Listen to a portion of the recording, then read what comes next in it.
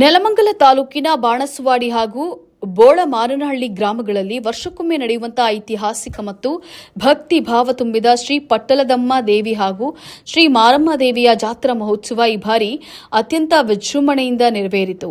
ಅಕ್ಕ ತಂಗಿಯರಂತೆ ಪೂಜಿಸಲ್ಪಡುವಂತಹ ಪಟ್ಟಲದಮ್ಮ ಮತ್ತು ಮಾರಮ್ಮ ದೇವಿಯವರ ಅಪೂರ್ವ ಸಂಗಮ ಈ ಜಾತ್ರೆಯ ಪ್ರಮುಖ ಆಕರ್ಷಣೆ.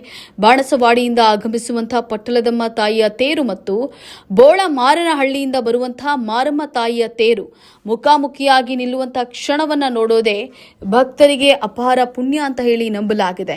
ಇನ್ನು ಜಾತ್ರೆಯ ವೈಶಿಷ್ಟ್ಯಗಳು: ಎತ್ತಿನ ಗಾಡಿಯಲ್ಲಿ ಸಾಗುವ ಭವ್ಯ ತೇರುಗಳು, ಹೂವಿನ ಅಲಂಕಾರಗಳಿಂದ ಕಂಗೊಳಿಸುವ ಮಂಟಪಗಳು, ಪ್ರತಿ ಮನೆಯಿಂದ ಆರತಿ ತೆಗೆದುಕೊಂಡು ಬರುವ ಮಹಿಳೆಯರ ಸಂಭ್ರಮ, ಗಂಡನ ಮನೆಯಿಂದ ತವರು ಮನೆಗೆ ಜಾತ್ರೆಗೆ ಬರುವಂತಹ ಹೆಣ್ಣು ಮಕ್ಕಳ ಸಡಗರ ಸಂಭ್ರಮ, ಸುತ್ತಮುತ್ತ ಹತ್ತೂರಿನ ಭಕ್ತರ ಭಾರಿ ಜಮಾವಣೆ ಈ ಜಾತ್ರೆಯ ವಿಶೇಷವಾಗಿರುತ್ತದೆ. 6 ದಿನಗಳ ವಿಶೇಷ ಆಚರಣೆಗಳು: ಮಹದೇಶ್ವರ ಸ್ವಾಮಿಗೆ ಪರಾವು, ಮಾರಮ್ಮ ದೇವಿಗೆ ಉಪಹಾರ, ದನಿನಮ್ಮ, ಗೆರೆಸಲಮ್ಮ, ಜಲಗೇರಮ್ಮ ದೇವಿಯರಿಗೆ ಆರತಿ, ಮುತ್ತುರಾಯ ಸ್ವಾಮಿಗೆ ಆರತಿ, ಪಟ್ಟಲದಮ್ಮ ದೇವಿಗೆ ವಿಶೇಷ ಪೂಜೆ, ಕೊನೆಯ ದಿನ ಆರತಿ ಕೊಂಡ ಹಾಗೂ ಹಗಲು ಜಾತ್ರೆ ಮೂಲಕ ಮಹೋತ್ಸವಕ್ಕೆ ಭಕ್ತಾದಿಗಳು ಭಕ್ತಿಪೂರ್ಣವನ್ನ ಅರ್ಪಿಸಿದ್ದಾರೆ. ಈ ಜಾತ್ರೆ ನಮ್ಮ ಊರಿನ ಪರಂಪರೆ ಮಾತ್ರವಲ್ಲ, ನಮ್ಮ ನಂಬಿಕೆ ಮತ್ತು ಸಂಸ್ಕೃತಿಯ ಪ್ರತಿಬಿಂಬ ಅಂತ ಹೇಳಿ ಗ್ರಾಮಸ್ಥರು ತಿಳಿಸಿದ್ದಾರೆ. ಬನ್ನಿ ಹಾಗಾದ್ರೆ ಅಲ್ಲಿನ ಭಕ್ತಾದಿಗಳು, ಊರಿನ ಹಿರಿಯ ಮುಖಂಡರು ಕ್ಷೇತ್ರದ ಬಗ್ಗೆ ಏನ್ ಹೇಳಿದ್ದಾರೆ ಕೇಳೋಣ. ಒಂದು ವಾರ ನಡೀತದೆ ಇದು.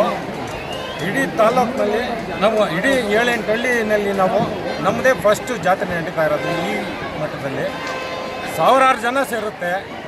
ಕಡೆ ಶನಿವಾರ ಒಂದು ದಿವಸ ಕೊಂಡ ಹಾಯ್ತೀವಿ. ಬೋಳಮಾರನಹಳ್ಳಿ ಮತ್ತು ಬಾಣಸವಾಡಿ ಗ್ರಾಮದ ಜನ ಒಂದಾಗಿ ಇಲ್ಲಿ ಸೇರಿ ವಿಜೃಂಭಣೆಯಿಂದ 10-12 ಲಕ್ಷ ರೂಪಾಯಿ ಖರ್ಚು ಮಾಡಿ ಜಾತ್ರೆ ಮಾಡ್ತಾಯಿದ್ದೀವಿ ನಾವು.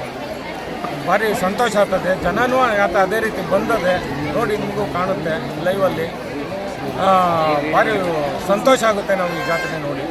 ಇಷ್ಟು ಹೇಳಿದ್ದೀವಿ. ಪ್ರತಿ ವರ್ಷ ಮೇ ತಿಂಗಳು ತಪ್ಪಿರಿ ಏಪ್ರಿಲ್ ಫಸ್ಟಲ್ಲಿ ನಾವು ಜಾತ್ರೆ ಮಾಡ್ತಾ ಇದ್ದೀವಿ. ಏಪ್ರಿಲ್ ಲಾಸ್ಟು ಮೇ ಫಸ್ಟಲ್ಲಿ ಜಾತ್ರೆ ಮಾಡ್ತಾ ಇದ್ದೀವಿ. ಭಾರಿ ಚೆನ್ನಾಗಿ ನಡೀತದೆ. ಹೆಣ್ಮಕ್ಳು ತವ್ರ ಮನೆಗೆ ಬರೋದೊಂದು ವಿಶೇಷ ಅಂತಾರೆ ಈ ಜಾತ್ರೆಯಲ್ಲಿ. ಹೌದು, ಹೆಣ್ಮಕ್ಳು ಇದು ಜಾತ್ರೆಗೆ ಯಾವತ್ತು ಬರ್ದಿಲ್ದ್ರೂ ಈ ಜಾತ್ರೆಗೆ ತಪ್ಪಿಸ್ಕೊಂಡು ಬದಲಾಕಿ ಕೊಡಕ್ಕೆ ದೇವ್ರಿಗೆ ಬಂದೇ ಬರ್ತಾರೆ. ಇದೊಂದು ಸಂತೋಷಕರವಾದ ವಿಚಾರ. ತವ್ರ ಮನೆ ಮಕ್ಕಳಿಗೆ ತವ್ರ ಮನೆ ನೋಡಿದ್ರೆ ಒಂದು ಅವಕಾಶ ಕಲ್ಪಿಸ್ಕೊಟ್ಟಂಗೆ ಆಗ್ತದೆ. ಪ್ರತಿ ವರ್ಷ ನಡೀತಾ ನಲ್ವಳ ತಾಲೂಕು ಚತುರ್ವಾಡಿ ನಲ್ವಳ ತಾಲೂಕು ಸಾಧಾರಣ ಪಂಚಾಯತಿ ವ್ಯಾಪ್ತಿಯಲ್ಲಿರುವ ಬಾಣಸವಾಡಿ ಗ್ರಾಮದಲ್ಲಿ ಗ್ರಾಮ ತಾಯಿ ಪರಮ ತಾಯಿ ಗ್ರಾಮದ ಇದು ವರ್ಷಕ್ಕೊಂದ್ಸತಿ ಜಾತ್ರೆ ನಮಗೆ ಖುಷಿ ತಂದುಕೊಟ್ಟಿದೆ. ಭಕ್ತಾದಿಗಳಿಗೂ ಖುಷಿ ತಂದುಕೊಟ್ಟಿದೆ. ಇದು ಸುಮಾರು 100 ನಮಗೆ ಹಿರಿಕರು ಹೇಳ್ಕೊಟ್ಟಿರೋದು ಪರಂಪರೆಯಾಗಿ ಬಂದಿರೋವಂಥದ್ದು. ಎರಡರೂ ಒಗ್ಗಟ್ಟಾಗಿ ಜಾತ್ರೆ ಉತ್ಸವ ಇದು ಅದ್ದೂರಿಯಿಂದ ನಡೆಸ್ಕೊಂಡು ಹೋಗ್ತಾ ಇದ್ವಿ ನಾವು. ಯಾವುದೇ ಅಡೆತಡೆ ಇರ್ತದೆ ಜಾತ್ರೆ ನಡೆಸ್ಕೊಡ್ತಾರೆ ಅಮ್ಮನವರು. ಆ ಅಮ್ಮನವ್ರ ಬಲಮೂಲನೆ ನಾವು ಇಲ್ಲಿ ಕಾರ್ಯ ಮಾಡ್ಕೊಂಡು ಮುನ್ನುಗ್ತಾ ಇದ್ದೀವಿ.